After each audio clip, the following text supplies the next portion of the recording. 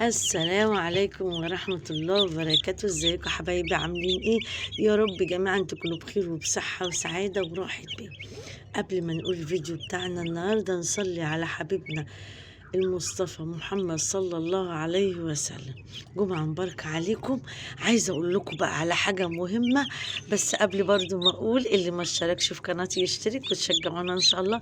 اتمنى دعم وانتساب القناة عشان نستمر معاكم ان شاء الله. بصي يا بيتي يا بطة، عايزة أقولك على حاجة. الكتكوت من أول يوم لازم له رعاية خاصة.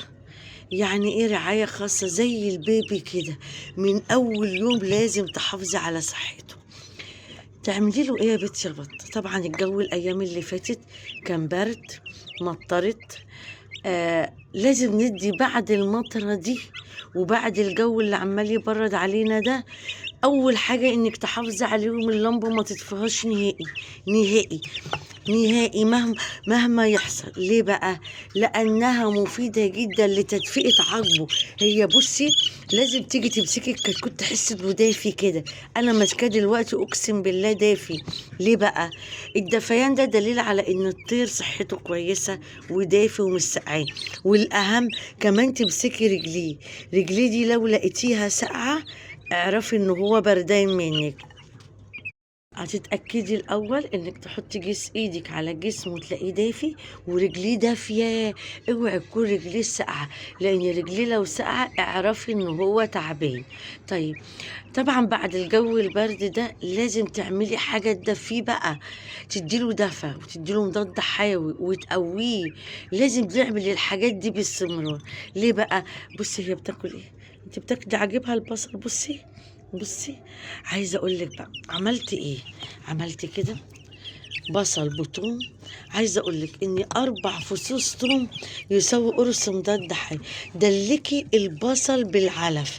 طبعا احنا بندي في اول اسبوع اهو العلف اهو. دلكي البصل بالعلف. ليه يا بنتي يا بطه عملتي كده؟ انا عايزه اديهم مضاد حيوي، عايزه اديهم حاجه تقويهم، حاجه تبعد عنهم باذن الله الامراض. مفيش الا كده، انك لازم تعملي بصل بثوم. ده اقوى مضاد حيوي في العالم. تحطي له طيور، صحي مفيد، يحافظ على احشاء التاني.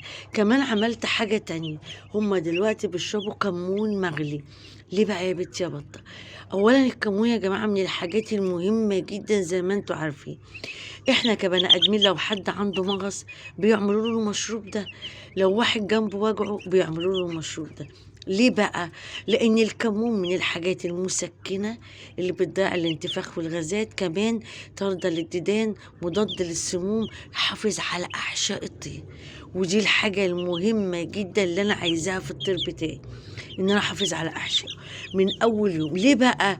لان الطير طول ما تحافظي على احشائه يبقى هو الكبد بتاعه سليم، كليته مظبوطه ما فيهاش اي حاجه، هيكبر معاكي سليم. اما لو في اي مرض اعرفي ان هو ما بيكبرش معانا. ففي الحاله دي بديله الحاجات المهدئه اللي تريح معدته. وكمان خلي بالك، معده الطير هي مرض الداء. يعني لو الطير معدته تعبانه، اعرفي ان الطير برضو مش هياكل كويس ومش هيهضم كويس ومش هيكبر معايا بسرعه. دي حاجات مهمة جدا لازم تعمليها من أول يوم. تاني حاجة، طول ما الطيور مفرقة عن بعض كده لازم تتأكدي إن هما بإذن الله الحمد لله رب العالمين متدفين. أما لو مكلبشين في بعضيهم وراقدين على بعض أو لازقين في بعض كده، اعرفوا إن هما سقعانين فبيحاولوا يدفوا نفسهم ببعض. فتخلي بالك من النقطة دي. طول ما هما بص منطورين كده، الحمد لله رب العالمين صحتهم كويس. لازم بقى تعملي كده، وخاصة بعد بص المطرة اللي عدت دي أثبتت إن الجو كمان ساقعة. وتخلي بالك إن الجو بيبرد جدا جدا بالليل، وخاصة ساعة الفجرية. دفي طيورك حلوة قوي قوي قوي، وما تكشفيش عليهم. ليه؟ لطة السقعة دي للأسف صعبة على الطير.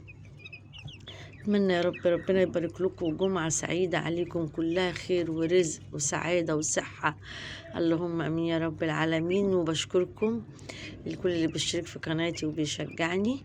واسيبكم دلوقتي في رعاية الله وامنه، والسلام عليكم ورحمة الله وبركاته.